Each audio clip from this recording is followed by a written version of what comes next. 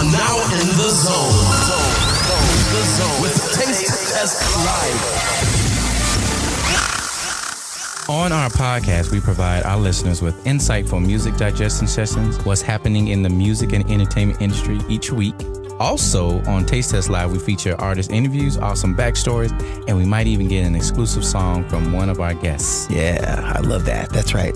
Our goal is to keep our podcast subscribers happy by offering new and fresh content. If you have an album or a single coming out and you want to promote your music or your book or your artwork or share a great story about your career in the music industry, drop us a line. You can do that by heading over to our website at tastetest.live. Head over to our contact page and you just might have a chance to be a guest on the show. Yep, that's true. It is time to have a taste.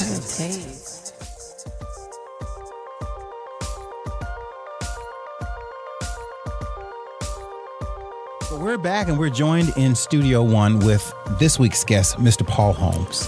Hello, Jacksonville. Hey, Paul. Oh, it's not just Jacksonville, it's worldwide. Oh, the whole world. Yeah, the whole world's listening. I feel like, who's the Miami guy?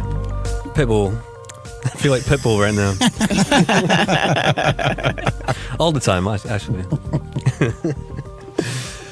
Yeah, so let me do a quick introduction for those of you who have no idea who Paul Holmes is. From touring with Franz Ferdinand, Tegan and Sara, the Futureheads, Divine Comedy, Gomez, and Lost Lonely Boys, to having been featured on MTV, Paul Holmes is as dynamic of an artist as he is talented. Paul Holmes spent years collaborating with other artists and bands in Boston, New York, London, and some of these collaborations have even made it to recognizable ads for Target and Macy's. Paul Holmes has recently stepped aside from collaborating to developing his talents as an individual artist. He is certainly one of the most dedicated musicians out there, to the point of releasing new songs every week for 2 solid consecutive years. His new album, The Whinnys, showcases the stronger pop rock alternative side to Paul's music, but don't lump him in with his brand.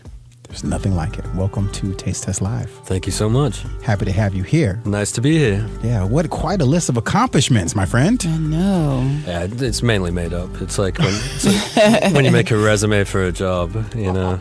It's just a bunch of embellishments? Yeah. None of it's you're true. Really there. You put the reference as one of your friends, family friends. So you didn't tour at all with Tegan and Sara? I've never done a thing, never picked up a guitar. No. Wow. No, it got me here, though, you know? Yeah, because I was going to ask, why are you here? It's working. Yeah, I mean, it's worked this far. I shouldn't have said anything. I guess it's over. So what I guess I left out in your bio is that you actually are a full-time comedian. I moonlight. That's pretty awesome. So the Whinnys. Yeah. Yeah, tell us about the Whinnys. As you know, I like to come up with band names that are impossible to A, remember, and B, spell, and C, know what they might mean. So this seemed like a good one for me. The Whinnys, yeah. I like it, though. It would look really good on a billboard, I think. Yeah, I like the look of it. It's kind of got, it's WHINNYS, so it kind of has this nice shape to it. Yeah. So I'm pretty much going, for the shape rather than the word sound itself. Yeah, and the record, regardless, you know. It's all about the shape. It's all about the shape of the word. Yeah, you're gonna want that shape. No, it's pretty much just me doing everything, but I thought having a band name would make it less of one of my things and more of like its individual project and sound, and kind of be a complete cohesive thing. So that you came up with a name, since it's you doing a lot of the composition or the composing of the tracks. What is is there a theme behind it all? Essentially, it sounds very egotistical, but most of the songs in some way, even in a small way, came from dreams I was having at the time. And I'd be lucky enough to wake up and have my phone nearby and kind of hum a melody or a line or enough to remember what was going on in my head when I was playing this huge stadium in my dream. Wow. You know? And it usually wasn't even that. Even in my dreams, I'm like playing a small club with like half full, you know? Yeah. We didn't make any money. So so you got to expand your mind now. Yeah. So that your dreams can actually match up with that stadium. Oh, man. Yeah, I mean, always one step ahead of success, even in dreams. Even in dreams. Even in dreams. But I think there's another artist too that actually had a really recent LP, Lenny Kravitz. The same thing happened to him where he was waking up and he was, having these dreams, and he woke up and started composing, and basically all of his album is all inspired by what he dreamt. Yeah, it's amazing. I know it sounds very like, ooh, but honestly, I kind of just think my dream songs are better than what I could do. And that's good. I mean, for our benefit. Yeah, I mean, for my benefit too. It's like I'll listen to it and actually enjoy it because I'm like, I didn't really make it. I wonder if is that the acronym for REM stand for like REM sleep? Yeah, I think so. Seriously, I don't hold me to that. I don't know. There's going to be a lot of upset rock historian listeners. Oh yeah, because that guy doesn't know what he's talking about. Yeah. Don't listen to me about a thing. But okay, so we talked about Tegan and Sara. What did you do with them? With them, we played South by Southwest, Austin, Texas. Yeah. Like kind of right when they were peaking with a couple. I think they had the "Walking with the Ghost" song already. Mm-hmm. But they were very cool. It was a great show. It was good for us. We got like an English deal partnered with our Sony deal over here, so it was a big night for us. I did, however, throw up on stage during the performance. Oh wow. Was it because of nerves? No, I would like to say that. Yeah, you can just say it. I guess in a way, yeah. I was really nervous. I was nervous a long time before the show. So you pre-gamed a little bit. A little too hard, and I think I was either just turning 21 or like just under. Oh, and when you find like a loophole situation, you're gonna front load. To say. And then, so was there a lot of front loading? There was a lot of front loading, a lot of back loading. Wow. Yeah, there was a lot. It was loaded. It was fully loaded. Okay. But no, I kind of discreetly, like, I don't think anybody knew except the band. Well, maybe they all knew, but I kind of discreetly, like, during a instrumental section, ran over behind the drums and then came bouncing back, Yeah, so it was all part of the act. Oh, yeah. Or it looked that way. Yeah. Totally rock and roll. Mm-hmm. Yeah. Except I was trying to, it would be rock and roll if I didn't try to hide it, I think. Yeah. But since I was like kind of off the stage behind everyone. Wow. Yeah, it wasn't cool. But hey, it went well. It happened. It ended well. All is well that ends well. Yeah, exactly. Yeah, once you puke. And Franz Ferdinand. Yeah, that was fun. Because, we were getting on with bands that were on the radar but hadn't really blown up yet because we weren't really known. And so they got us on that tour, and we didn't think anything of it because they hadn't had a huge hit yet. So you say we. Now, what was the name of your band at the time? The band at the time was Pity Sing, PittySing. Another very difficult to spell and remember name. So for those of you who are listening, nailed it. go and YouTube Pity Sing, and you get a chance to see this guy playing amazing guitar. I'm embarrassed, but there's this one video though that I remember seeing where the camera guy was doing some really cool tricks. So you guys were on like some kind of circular stage. Oh yeah, that was a proper music video. We went to LA, and there was some guy named like Cassius who was the director or something, and he had like a posse of like very kind of militant women that were running the show, and they had like clipboards and Bluetooth. Cassius and the militia. He had made some like real sexy commercials before, and I think a couple music videos, but we were like the first like rock one. So I guess he was doing what he thought would be, the stereotypical thing to do. Ooh, that's a horrible picture. Yeah, as he's talking, MJ's pulling up a picture. She's already like searching YouTube. Oh, this is the end for me. Now everybody knows. Yeah. So I have an autographed copy Oh yeah, of Pity Sing. As of Really? the other I night. sure Yeah. do. It's in my CD collection. For I- those people who don't know what CDs are, Yeah. they stand for compact discs. Yeah. I mean, I would have signed the Laserdisc for you. Educate the millennials. Please. Yeah, we used to have product, like a physical copy. It was nothing. true. And Yeah. there was some merit to that. Some gravitas. It was like Yeah. you bought this thing, you had to keep it safe. It would have inevitably scratch within like an hour of having Right, it. right, exactly.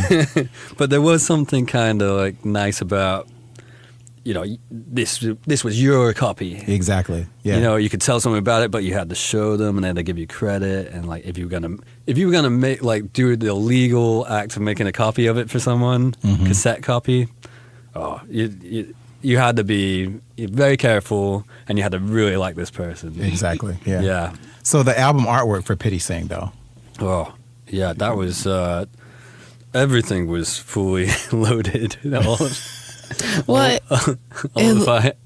Our ideas at the time were kind of governed by, things that we were seeing that weren't really there. Right. Wow. So everybody read between the lines. But Right. somehow they let us do it.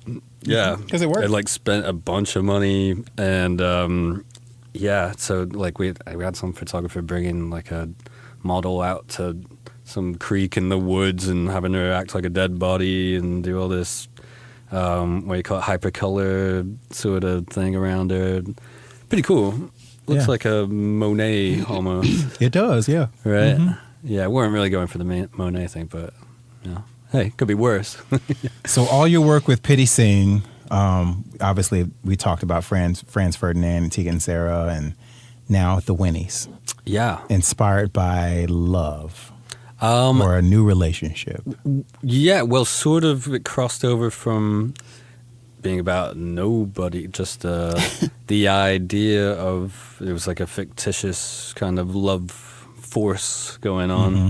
No real person, Not just an enigma. not at the time when it started, and then kind of halfway through, I met this fantastic lady, and then it kind of switched into songs about her specifically, and it all makes sense concretely. And it was like I was writing the first half about her, and I was writing the second half about her, and now it feels pretty cohesive as you listen, Mm-hmm. except for maybe the couple nasty things I say in there. They're not about you, Elizabeth. Just put that Just out to there. make that just to make it clear. clear. They were way before. Now that we got that out of the way. Yeah. So what song would you like to play? I think the first one is the first track on the record. It's called Reaction. Yeah. Tell us about it. Essentially, it's just like a nice little love ditty. If you were out and about and catching the glance of someone, and you don't expect too much realistically from it, but you kind of play this game of glances and what could possibly be happening, and There's a lot of mind reading going on. yeah. Well, let's face it, it's probably just me creepily staring across a bar, but hoping that it's reciprocated with creepiness. Okay. So right now here we are listening to Reaction by the Whinnys. Have a Taste. Hey love, can I get a reaction? Guess what? I can give you one too. Tell me, do you feel the attraction? Tell me, is it getting on through? Ooh. Hey love, can I get a reaction? Ooh. So then I can give you one too. Even if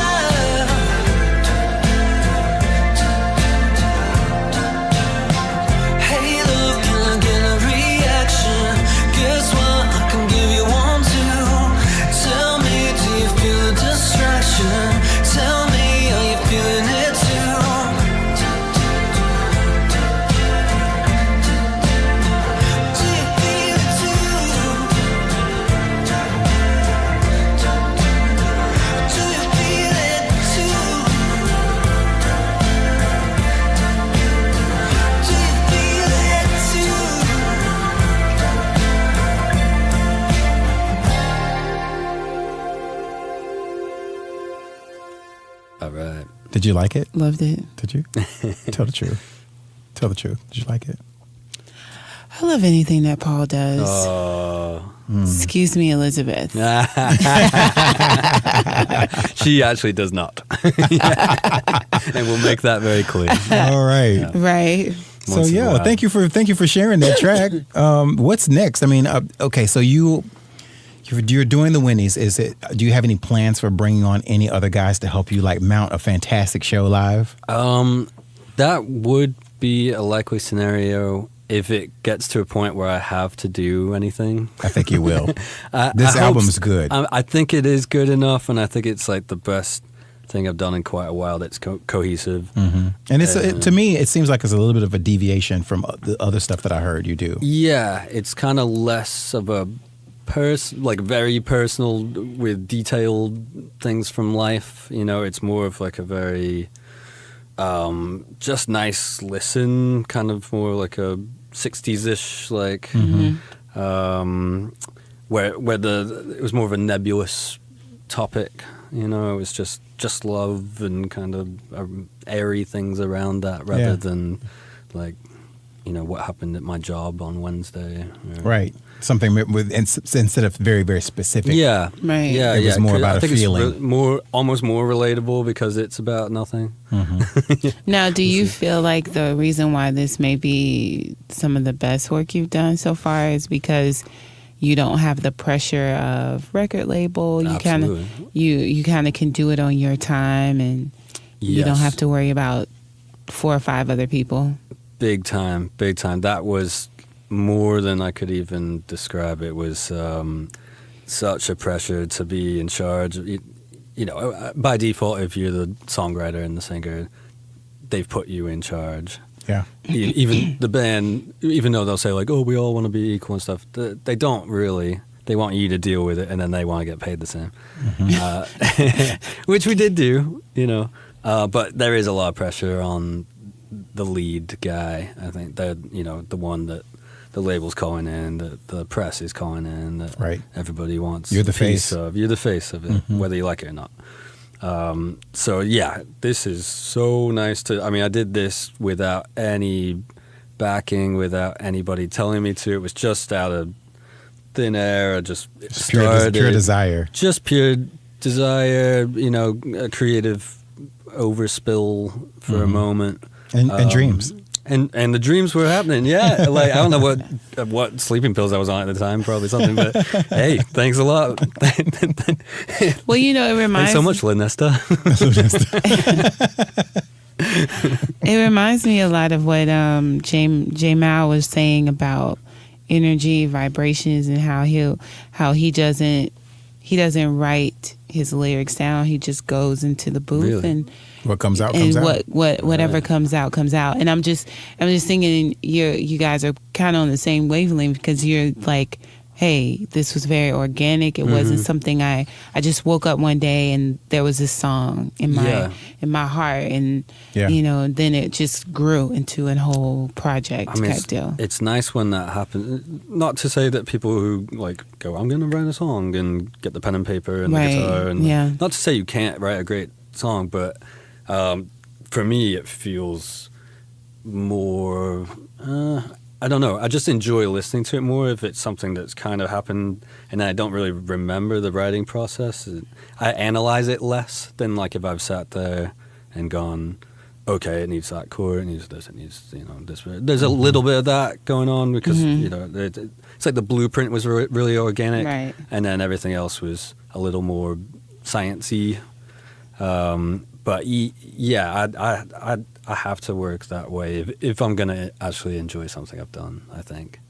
Otherwise, it just sounds. I can feel the hard work every time I hear something. Feel the hard work. Interesting. You know? I can feel the hard work. Yeah. I imagine it's the same with like acting or making a film or something. Like if it's just taken so much and everybody's sick of doing it, it's like you're not. It takes the fun out of it. Yeah, maybe not for the viewer, for the listener, but definitely for the person creating it. I think it does take the passion of it sort of stripped away. So speaking of passion, you grew up in a very musical household. Sure, as you know. I do. It's like the Very Von well. Trapp. Yeah.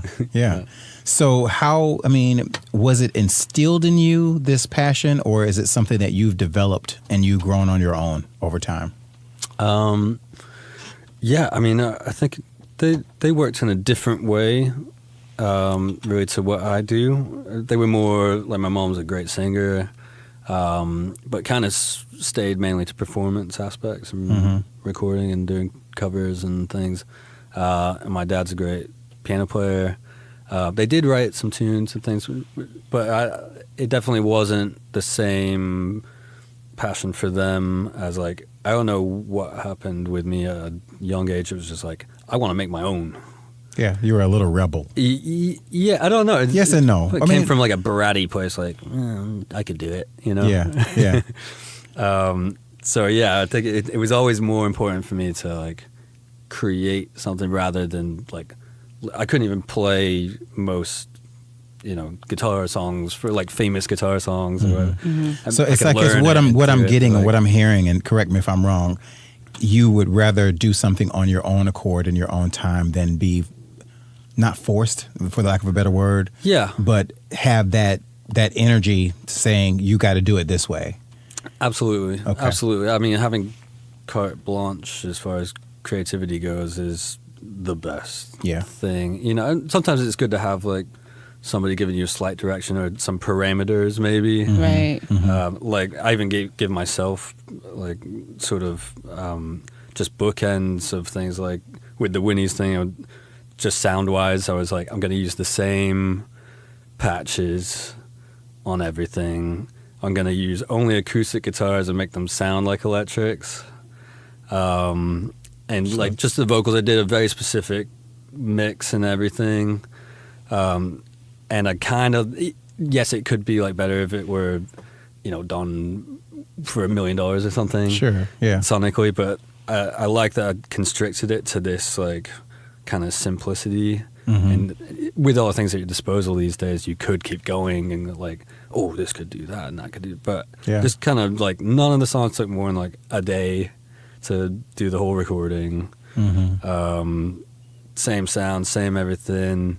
And I kind of dig it because I'm glad I did that, because now it kind of it just, like, rolls nicely, flows nicely. Yeah, there was no forcing. No forcing. Yeah, I've learned too as an artist, of trying to, my very, very first album, sticking to a release date, and then suffering a hard drive crash right before everything got mixed. Yeah, everything was already recorded, and so having all that lost used to be certainly the way it was. I'm fortunate with this.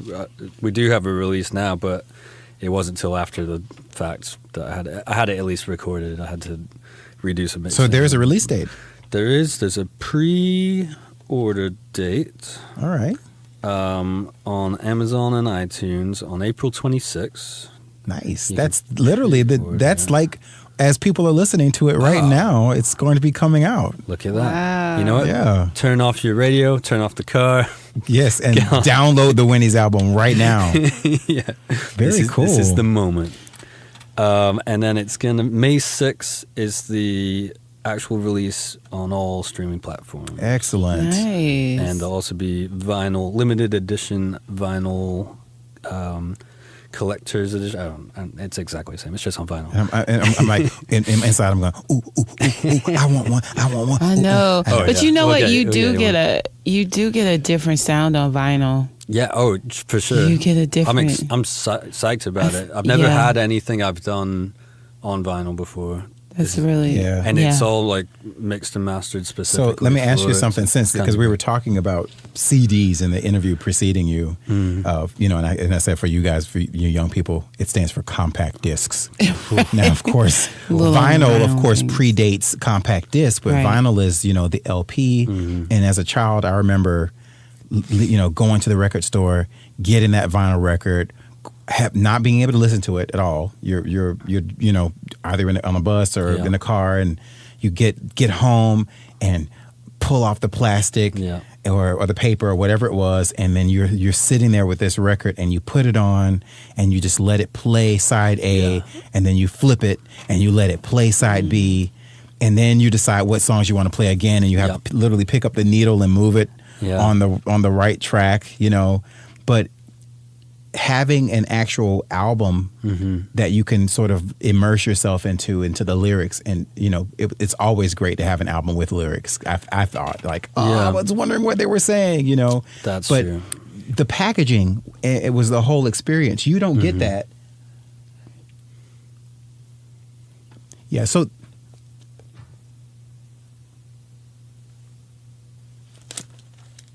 How long? yeah, come on.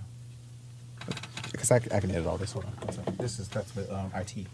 Right. I think she might have to reboot the system this week. But I'm not on it. Hey, it's okay. I didn't know you guys were going to be in here. Is it working? Because it wasn't working earlier. Yeah, I'm literally recording audio. We're going to do it a third time. Uploading it. I've already done my show earlier. Okay. Yeah. How long are you going to be in there? Each time is like Maybe 10 minutes, less somewhere and like less that's fine. authentic. That's all you do. So Yeah. I'll wait. I was like, You want I me thought to Whatever. put on you or something?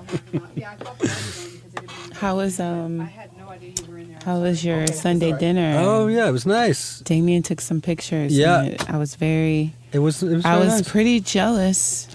Food was good. It was. I had Mom- lasagna last Mom night, cooks and I had up. lasagna for lunch. Yeah, I'm about to.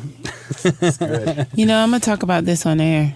My beef I thought you don't eat meat. with the Holmes Oh, family. Jesus. Let's talk about it. Ooh. All right, let's do it. So I was talking about the vinyl. So do you have any? Will you have any input in the design? Yeah, actually, it's my girlfriend's ass on the front. No joke. It's like it's a classy picture. The photo that she had done on a shoot before me. So I didn't go it would be great if we could shove you out. Yeah. So is it a marketing ploy? It wasn't at all, but let's face it, nobody's buying it for the music. Right, yeah. Right. I hope they buy it for the photo and stay for the music. That's all. Even like a track. You know? Yeah. But that was she came up. She was like, "Oh, what would go well with this? The way it sounds is this photo I have in my archives, and a fantastic guy took it in St. Petersburg." And I was like, "Yeah, it does really have this awesome kind of 50s, 60s feel to it." Mm-hmm. She's on like roller skates, like going in like an ice. Oh, I wanna thing see that the- picture. It's fantastic. Yeah. It's far better than the record, but but yeah. Then I'm like, well, if we could get this in record shops with that photo, somebody's gonna buy it. Because you don't have to put the parental advisory on it because it's got a. No, it's very tasteful. It's very tasteful, okay. It's clothed. Okay. Yeah. Yeah. Well, and I think that is really cool because, it seems like with music evolving, the artistry, the marketing is not as literal. Mm-hmm. And so I agree because, if I saw that and I saw the Whinnys, I would go, "What is this about?" And it's just like when I go to the grocery store and I see something that may say jalapeno and strawberry ice cream. I'm that girl that's gonna buy it. Yeah. Even if it's $6 a pint, I'm gonna say, it might be the love of my life. Yep. You know what I'm saying? And I'll pick it up. Yep. So I'll pick up that album and pineapple whiskey. Count me in. Right. with walnuts. Checks all the boxes for me. Definitely. Well, and I also, I just wanted, along with having a musical family, I also saw on Facebook that you have a cooking family. Oh yeah. And that you guys have great Well, I wouldn't dinners. say cooking Not family, yeah. It's- Cooking mom. Your mom. Yeah. She goes crazy. In the kitchen. I It thought is. that was a magazine. I was like, what's going on here? Yeah. Looks like y'all had like 3 or 4 courses. It's insane. Yeah, I don't know. I stopped counting. When I moved into my new apartment, she gave me just essential kitchen items that she wasn't using. First of all, none of these I have any idea what they do. There's a creme brulee blowtorch situation. Are you serious? When am I gonna? I don't even have a microwave. You'll use it in some She's some like, fashion. I'm not You making might make creme myself brulee for crumb- your girlfriend one day. I've never I even don't made even own toast. one of those. I don't even have a toaster. Right. I think we're getting a little far ahead. We're getting a little advanced for my. Do you cook? No. I think I'm making these records. Paul's like, I order in. I love the idea. I love the idea of it. Like, and I've gone in the past. I've attempted and been like, it's like any creative thing. You just like play jazz, like throw a bit of this and a bit of that. Nope, you'll get food poisoning. Yeah, it's true. Yeah. Yeah, or it would taste horribly. Listen, if you do bebop with cuisine, you're gonna be bebopping into the bathroom. So so do you, with your parents being, living in the same city, do you find yourself, kind of going over there for a home cooked meal? Yeah, I do, because it's only now since I left home at 17 that we've been in proximity to each other. Oh wow! And so it's of the last few years. So I do take advantage of that because it was definitely missed. And if you ate as much as your mom wants to feed you, you would probably be wearing fitted sheets. Oh, it'd be insane. You can't leave at that point. You have to stay over. Yeah. Right. It's like there's no driving back. And then she'll hit you with breakfast. Yeah, oh, absolutely. It's like. It's like a Hansel and Gretel situation. It's like, oh my God! Constantly feeding you. Yes. Let's fatten the children. Let's just make them fat. stick out a finger. And what like, do you want a finger for, Mom? and if I can say, your mom is, and I was telling Damien, I was like, when I was watching her at you guys' show on Friday. What show? We never talked about that. Oh yet. yeah. Oh yeah, we good. What show?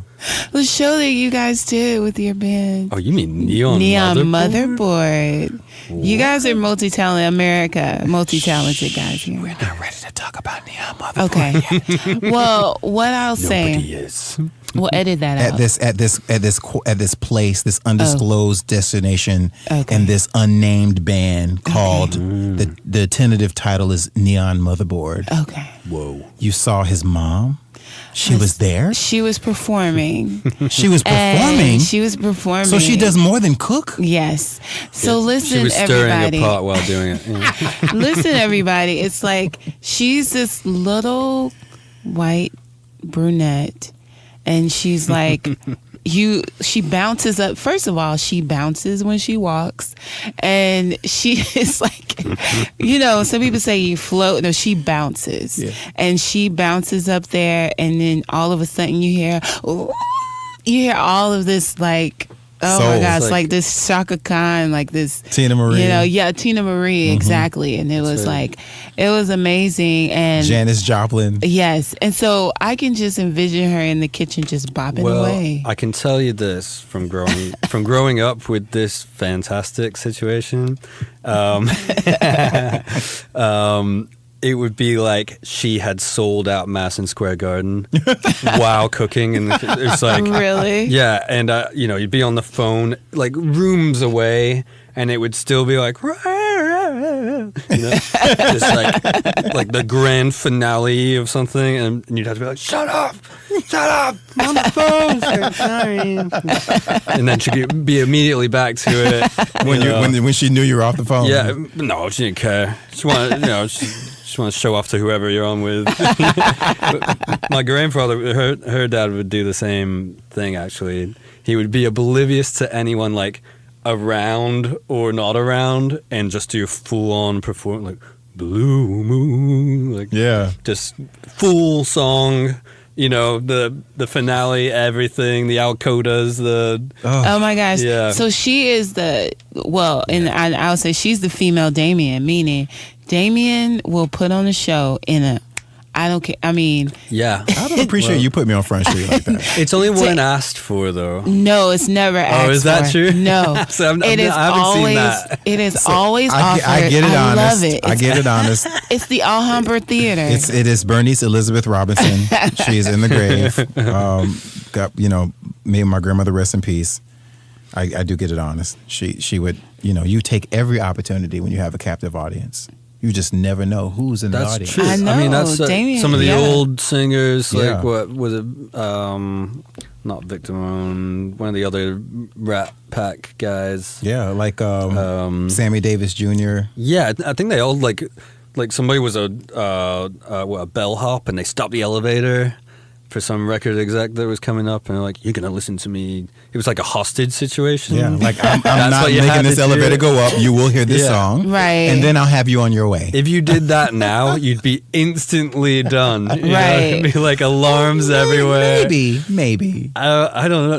No, If it wasn't nobody's good. giving you. If it wasn't good. Nobody's Maybe. giving you a record deal and you're becoming like a star, you know? Like, Right. You might have like 15 minutes of fame on like YouTube or something, but you know. Interesting. But, yeah, I don't know. I've never tried that approach. I've tried some similar ones.